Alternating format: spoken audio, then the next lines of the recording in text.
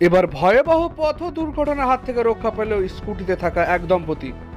বেলাগাম গতিতে নিয়ন্ত্রণ হারিয়ে রাস্তা ছেড়ে তেল পাম্পের ভেতরে থাকা স্কুটিতে ধাক্কা একটি বেসরকারি বাসের।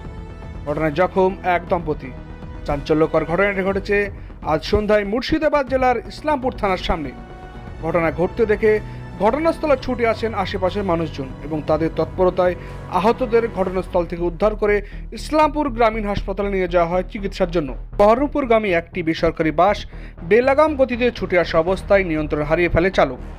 ঘটনায় যাত্রীবাহী বাসটি রাজ্য সড়ক ছেড়ে তেল পাম্পে ঢুকে যায়। সেখানে থাকা একটি স্কুটি সাওয়ার দম্পতিকে ধাক্কা মারলে দম্পতি সহ স্কুটিটি বাসের সামনের চাকার নিচে পড়ে যায়। তাতেও নিয়ন্ত্রণে আসেনি বাস। স্কুটি সহ ছেঁচড়ে নিয়ে যায় প্রায় 10 ফুট।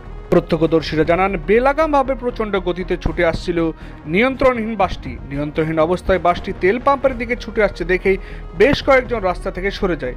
তবে ঘটনাস্থলে দাঁড়িয়ে থাকা স্কুটি সাওয়ার দম্পতি বাসের তলায় পড়ে যায়। ঘটনা ঘটতে দেখে ঘটনাস্থলে ছুটে আসে স্থানীয়দের পাশাপাশি ইসলামপুর থানার পুলিশ। তবে এত কিছু ঘটার পরে বাসটিকে ছেড়ে দেয় পুলিশ।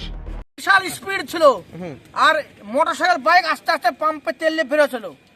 চরম স্পিড ছিল বাস বলার আর ড্রাইভার সম্পূর্ণ দোষ এই অ্যাক্সিডেন্টের। আর মোটরসাইকেল বলার একটু দোষও নাই। প্রচণ্ড স্পিড আর হর্ন দিতে প্রতিদিন এইভাবে ঢুকে প্রচণ্ড স্পিড। আমাদেরকে মারি তো এরকম ব্যাপার, আমরা তো মুখে দাঁড়িয়ে আমরা তো মারা গেল এরকম ব্যাপার। তাও ছেঁচড়ে চলে যাচ্ছে স্পিডে, ব্রেকই তুলেছে না, ব্রেক পানিতে ওই স্পিডে চলে ঢুকে পড়ছে। হর্ন দিতে বিশাল স্পিড গাড়ি।